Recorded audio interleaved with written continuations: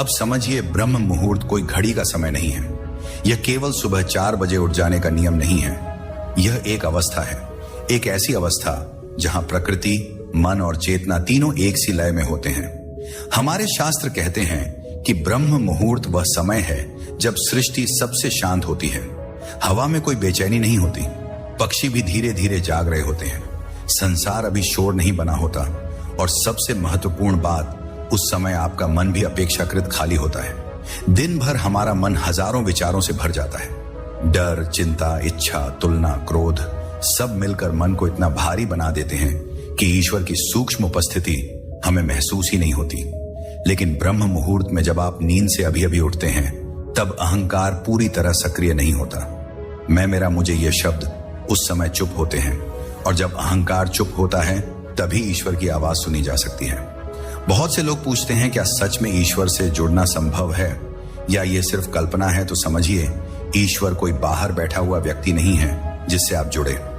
ईश्वर एक चेतना है जो हर समय आपके भीतर मौजूद है।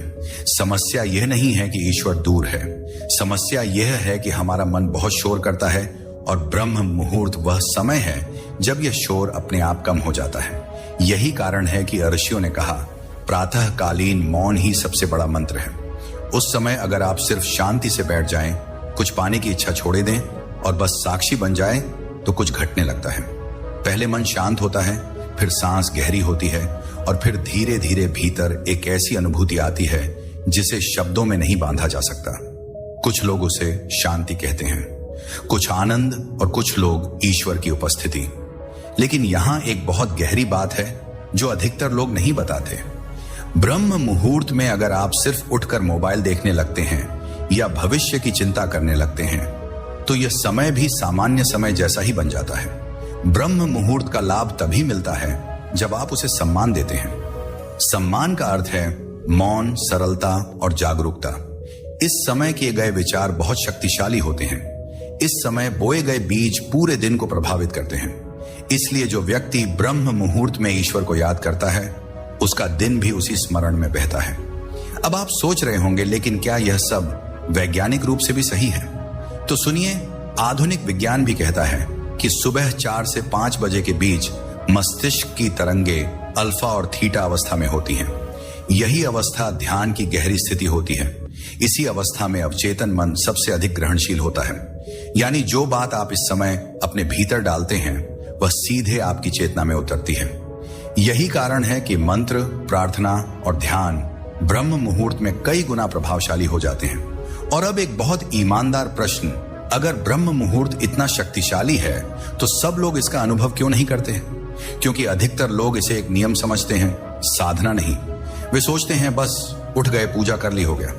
लेकिन ब्रह्म मुहूर्त कोई काम निपटाने का समय नहीं है, यह खुद से मिलने का समय है।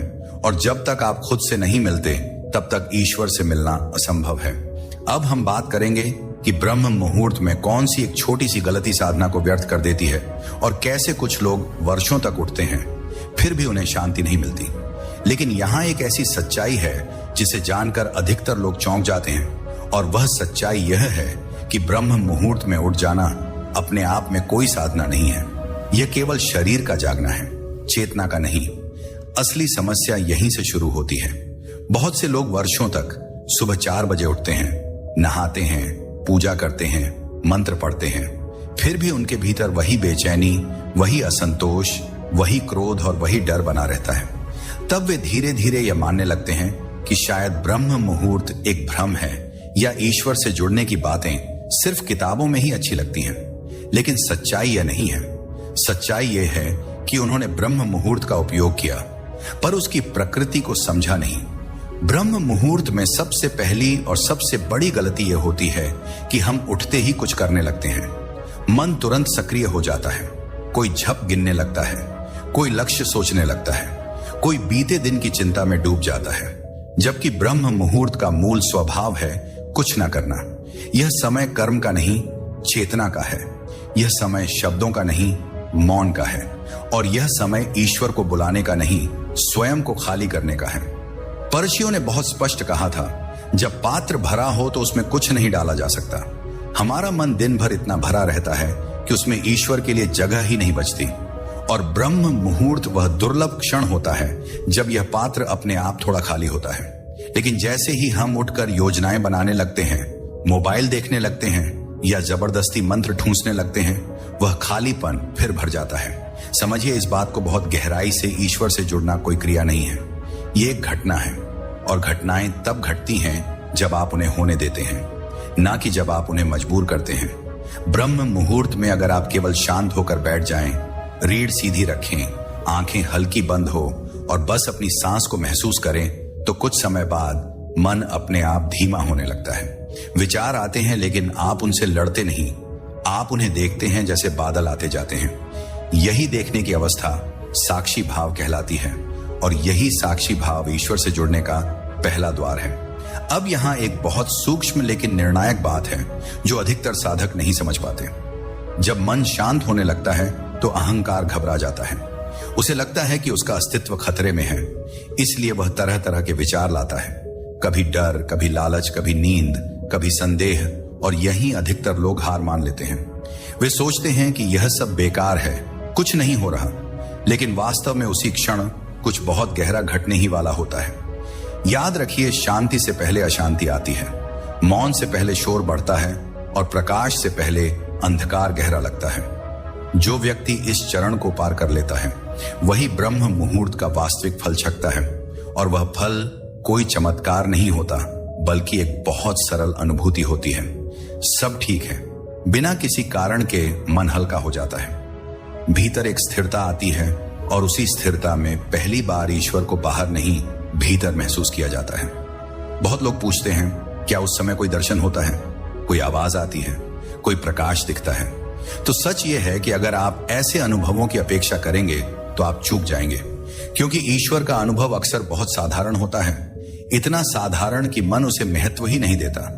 लेकिन वही साधारण अनुभव जीवन को भीतर से बदल देता है। अब समझिए, ब्रह्म मुहूर्त की सबसे बड़ी शक्ति क्या है। इस समय आप जो भी भावना लेकर बैठते हैं वह आपके अवचेतन में गहराई से बैठ जाती है। अगर आप डर लेकर बैठे तो डर मजबूत होगा, अगर आप कृतज्ञता लेकर बैठे तो जीवन में सहजता बढ़ेगी, और अगर आप समर्पण लेकर बैठे तो धीरे धीरे अहंकार पिघलने लगता है। इसीलिए आशियों ने कहा, ब्रह्म मुहूर्त में मांगो मत, बस झुको, क्योंकि जहां झुकना है वहां मांगने की जरूरत नहीं पड़ती। लेकिन यहां एक और रहस्य है जो इस समय को और भी शक्तिशाली बना देता है। ब्रह्म मुहूर्त में प्रकृति स्वयं ध्यान में होती है।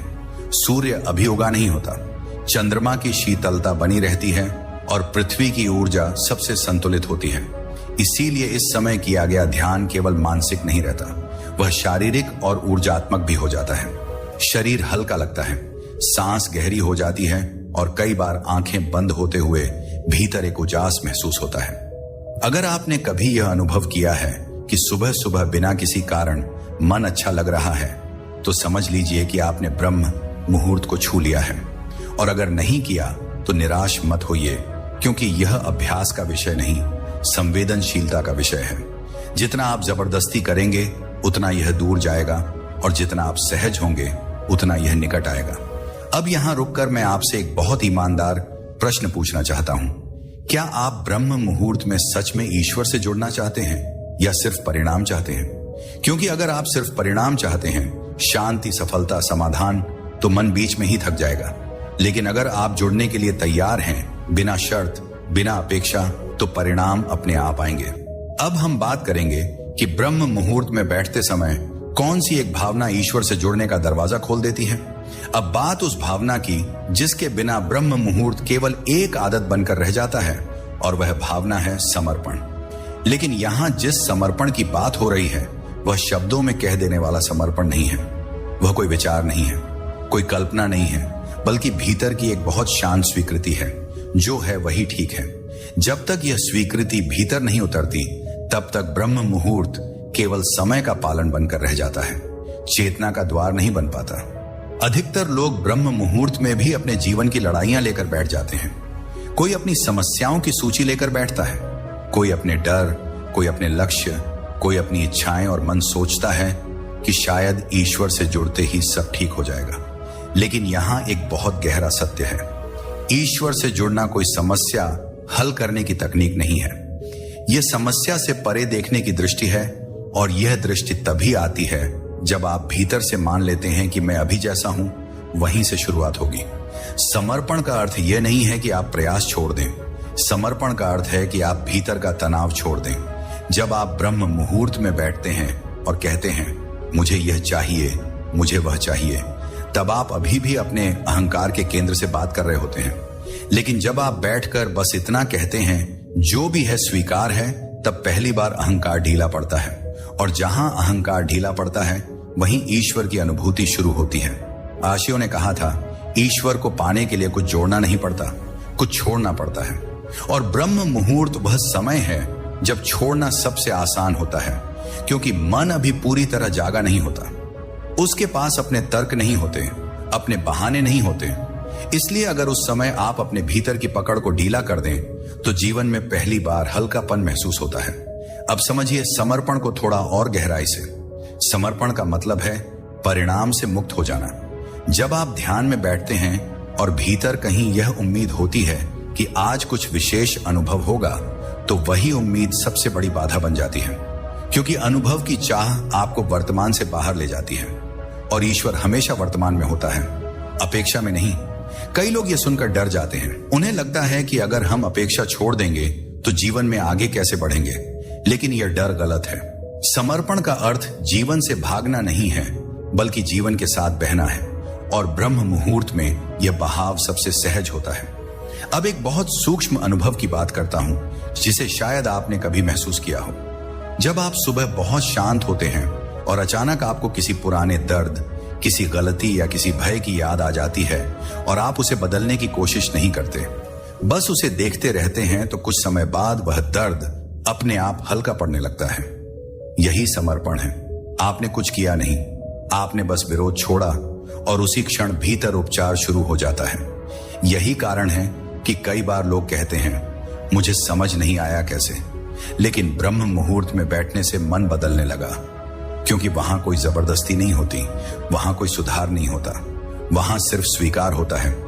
लेकिन यहां एक और गहरी परत है। समर्पण केवल भावनाओं का नहीं, पहचान का भी होता है। दिन भर हम अपने नाम, अपने रिश्ते, अपनी भूमिका से खुद को जोड़कर रखते हैं। मैं यह हूं, मैं वह हूं। लेकिन ब्रह्म मुहूर्त में अगर आप कुछ क्षण के लिए भी इन पहचानों को ढीला कर दें, तो भीतर एक खाली स्थान खुलता है, और वही खाली स्थान ब्रह्म का द्वार है। शास्त्रों में कहा गया है शून्य ही पूर्णता है, और ब्रह्म मुहूर्त में यह शून्य संगीत पहली बार महसूस होने लगता है। यह शून्य डरावना नहीं होता, यह बहुत शांत होता है। ऐसा लगता है जैसे आप कहीं गिर नहीं रहे, बल्कि घर लौट रहे हों। अब आप सोच रहे होंगे, लेकिन क्या हर कोई यह अनुभव कर सकता है? हाँ, कर सकता है, लेकिन इसके लिए एक बहुत ईमानदार शर्त है। आपको खुद से झूठ बोलना बंद करना होगा। अगर आप भीतर से बेचैन हैं, तो ब्रह्म मुहूर्त में बैठकर यह मत कहिए कि मैं शांत हूं। अगर आप दुखी हैं, तो दुख को स्वीकार कीजिए, क्योंकि ईश्वर अभिनय से नहीं, सत्य से जुड़ता है। यही कारण है कि कुछ लोग साधारण जीवन जीते हुए भी गहरी शांति में होते हैं, और कुछ लोग बड़े बड़े साधनाओं के बावजूद खाली रहते हैं। फर्क केवल इतना है कि पहले लोग अपने भीतर के सत्य से भागते नहीं। ब्रह्म मुहूर्त में समर्पण का एक संकेत यह भी है कि आप समय की चिंता छोड़ दें। आप यह ना देखें कि ध्यान को कितनी देर हो गई। आप यह ना सोएं कि अब उठना चाहिए। जब आप समय भूल जाते हैं, तभी आप समय के पार जाते हैं, और जब समय के पार जाते हैं, तब पहली बार ईश्वर को किसी रूप में नहीं, एक उपस्थिति के रूप में महसूस किया जाता है।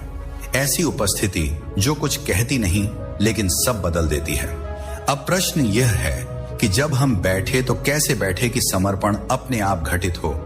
और यह प्रश्न बहुत महत्वपूर्ण है, क्योंकि अधिकतर लोग यहीं चूक जाते हैं।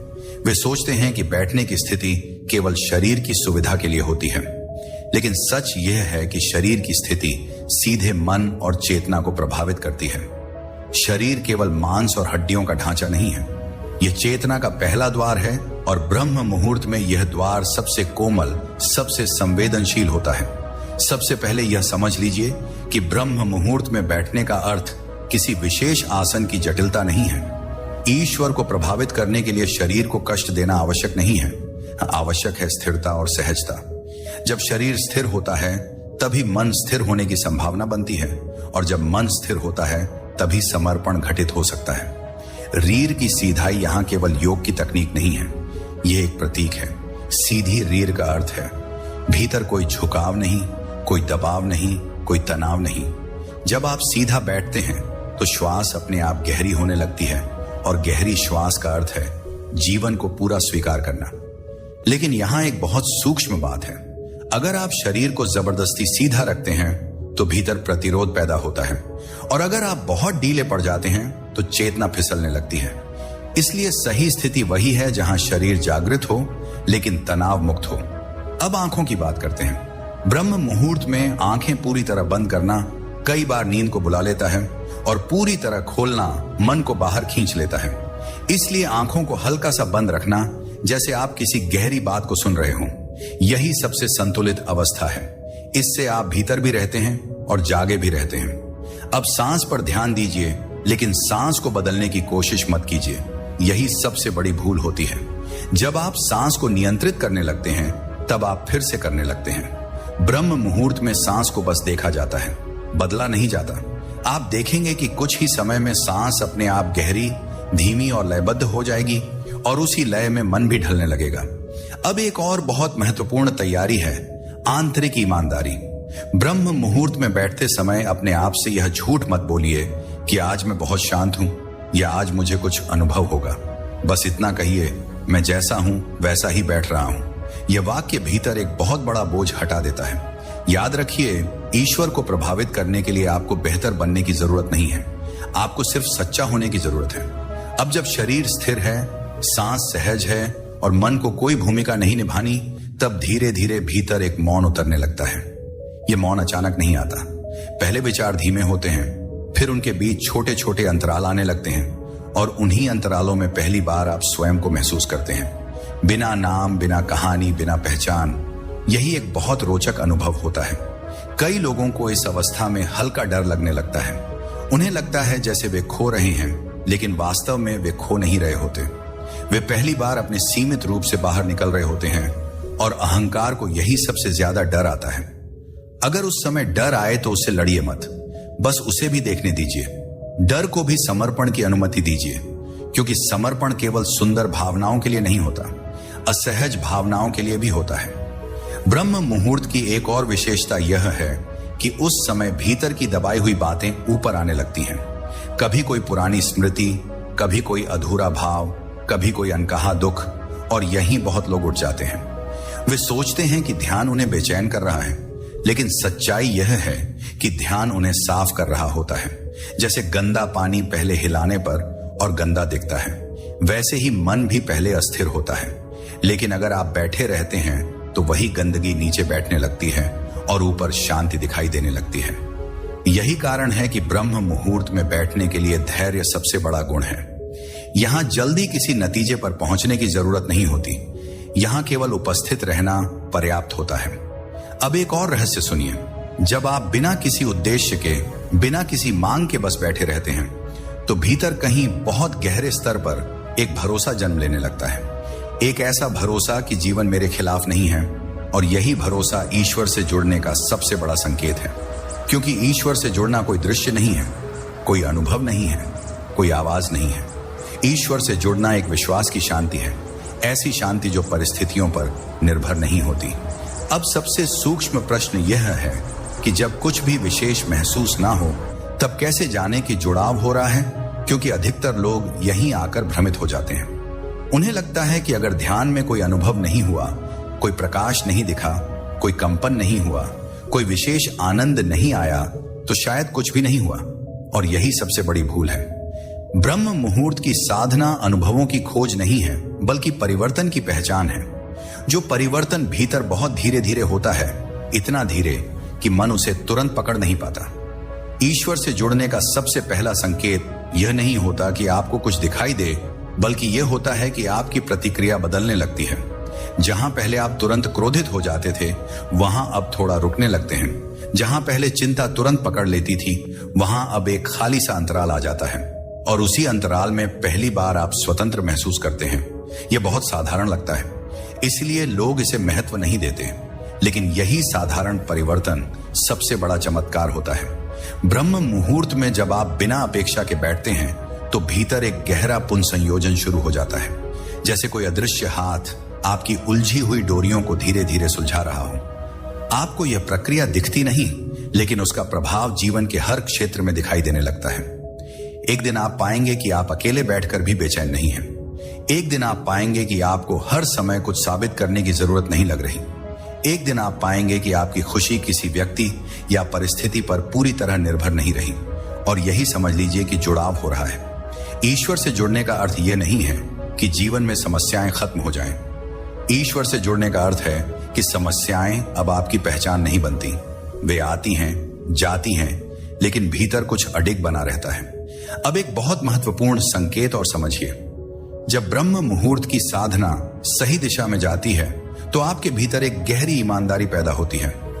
आप अपने आप से झूठ नहीं बोल पाते। आप दूसरों को दिखाने के लिए अच्छा बनने की कोशिश नहीं करते। आप जैसा महसूस करते हैं उसे स्वीकार करने लगते हैं। यह ईमानदारी कभी कभी असहज भी होती है, क्योंकि तब आपको अपने भीतर के डर, क्रोध, ईर्ष्या साफ दिखाई देने लगते हैं। लेकिन यह दिखाई देना ही उपचार की शुरुआत है। कई लोग इस चरण में घबरा जाते हैं। वे सोचते हैं कि ध्यान उन्हें खराब बना रहा है, लेकिन सच्चाई यह है कि ध्यान आपको सच दिखा रहा है, और सच दिखना ही परिवर्तन का पहला कदम होता है। ब्रह्म मुहूर्त में जुड़ाव का एक और संकेत यह है कि आपको मौन से डर नहीं लगता। पहले जहां चुप्पी भारी लगती थी, अब वही चुप्पी विश्राम देने लगती है। आप हर खाली क्षण को भरने की जरूरत महसूस नहीं करते। धीरे धीरे आपकी दृष्टि बदलने लगती है। आप चीजों को पहले की तरह अच्छा बुरा में नहीं बांटते। आप समझने लगते हैं कि हर अनुभव कुछ सिखाने आया है, और यही समझ आपको भीतर से परिपक्व बनाती है। अब यहां एक बहुत गहरी बात है जिसे बहुत कम लोग स्वीकार करते हैं। जब ईश्वर से जुड़ाव गहरा होता है तो आपके पुराने लक्ष्य भी बदलने लगते हैं। जो चीजें कभी बहुत महत्वपूर्ण लगती थीं, वे अब उतनी पकड़ नहीं बनाती, और कुछ ऐसी चीजें जिन्हें आपने कभी महत्व नहीं दिया था, जैसे शांति, सरलता, सत्य, वे अचानक बहुत मूल्यवान लगने लगती हैं। यह परिवर्तन बाहर से देखा जाए तो स्लो लगता है, लेकिन भीतर यह बहुत तेज होता है। बस मन को उसकी गति समझने में समय लगता है। अगर आप ये सोच रहे हैं कि मैं तो रोज ब्रह्म मुहूर्त में बैठता हूं, फिर भी मुझे कुछ महसूस नहीं होता, तो मैं आपसे यही कहूंगा, महसूस करने की चिंता छोड़ दीजिए। बस ईमानदारी से बैठे रहिए, क्योंकि जो सबसे मूल्यवान होता है वह अक्सर सबसे शांत तरीके से आता है। एक दिन अचानक बिना किसी घोषणा के आप पाएंगे कि जीवन पहले जितना भारी नहीं रहा। आप अभी भी वही काम कर रहे होंगे, वही रिश्ते होंगे, वही चुनौतियां होंगी, लेकिन आप उनके भीतर फंसे नहीं होंगे। अब अंतिम बात यह समझना आवश्यक है कि ब्रह्म मुहूर्त केवल सुबह का समय नहीं, जीवन जीने की एक अवस्था है। और जब यह बात भीतर उतर जाती है, तब यह साधना केवल सुबह 4 बजे तक सीमित नहीं रहती, बल्कि आपके पूरे दिन, आपके व्यवहार, आपके संबंधों और आपके निर्णयों में धीरे धीरे प्रवाहित होने लगती है। यही ब्रह्म मुहूर्त की पूर्णता है। अगर यह केवल सुबह की आदत बनकर रह जाए तो वह अधूरी है, लेकिन अगर उसकी सुगंध दिन भर बनी रहे तो वही ईश्वर से वास्तविक जुड़ाव है। ब्रह्म मुहूर्त में जो मौन आप छूते हैं, वही मौन आपको दिन के शोर के बीच भी उपलब्ध होने लगता है। अब शोर खत्म नहीं होता, लेकिन वह आपको भीतर से तोड़ नहीं पाता। लोग वहीं रहते हैं, परिस्थितियां वहीं रहती हैं, पर आपकी पकड़ बदल जाती है। यही संकेत है कि साधना समय से निकलकर चेतना में उतर चुकी है। अब एक बहुत व्यावहारिक सत्य समझिए, ईश्वर से जुड़ने का अर्थ यह नहीं है कि आप संसार से अलग हो जाएं। ईश्वर से जुड़ने का अर्थ है कि आप संसार में रहते हुए भी उसके गुलाम ना रहें। आप कार्य करते हैं लेकिन तनाव के बिना, आप संबंध निभाते हैं लेकिन अपेक्षाओं के बोझ के बिना, और आप निर्णय लेते हैं लेकिन भय के दबाव के बिना। जब ब्रह्म मुहूर्त की साधना सही दिशा में जाती है तो आपके भीतर एक आंतरिक गुरु जागने लगता है। अब आपको हर बात के लिए बाहर से उत्तर नहीं चाहिए होता। अब आपको भीतर से एक स्पष्टता मिलती है, क्या करना है और क्या छोड़ना है, और यह स्पष्टता किसी किताब से नहीं आती, यह शांति से आती है। बहुत से लोग इस चरण पर आकर पूछते हैं, अब आगे क्या? और यही प्रश्न बताता है कि वे अभी भी भविष्य में जी रहे हैं। जब ब्रह्म मुहूर्त जीवन की अवस्था बन जाता है, तब आगे क्या का प्रश्न अपने आप गिर जाता है, क्योंकि तब आप इस क्षण में इतने पूर्ण होते हैं कि आगे की चिंता अप्रासंगिक हो जाती है। अब यहां एक बहुत सुंदर परिवर्तन घटता है। आप दूसरों को बदलने की कोशिश छोड़ देते हैं। आप खुद को सुधारने की हड़बड़ी छोड़ देते हैं और इसी छोड़ने में सबसे बड़ा सुधार घटित हो जाता है। ईश्वर से जुड़ाव का अंतिम फल कोई शक्ति नहीं, कोई सिद्ध नहीं, कोई विशेष पहचान नहीं है। उसका अंतिम फल है सरलता। आप सरल हो जाते हैं, आप कम दिखावा करते हैं, आप कम साबित करते हैं और अधिक सच्चे हो जाते हैं। और जब कोई व्यक्ति सच्चा हो जाता है तो ईश्वर उससे अलग नहीं रह सकता, क्योंकि ईश्वर भी सत्य है और सत्य सत्य को पहचान लेता है। अब इस पूरी श्रृंखला को एक वाक्य में समझिए। ब्रह्म मुहूर्त में आप ईश्वर को खोजने नहीं जाते, ब्रह्म मुहूर्त में आप खुद को छोड़ने जाते हैं। और जब आप खुद को छोड़ते हैं तो वही बचता है जिसे ईश्वर कहा जाता है।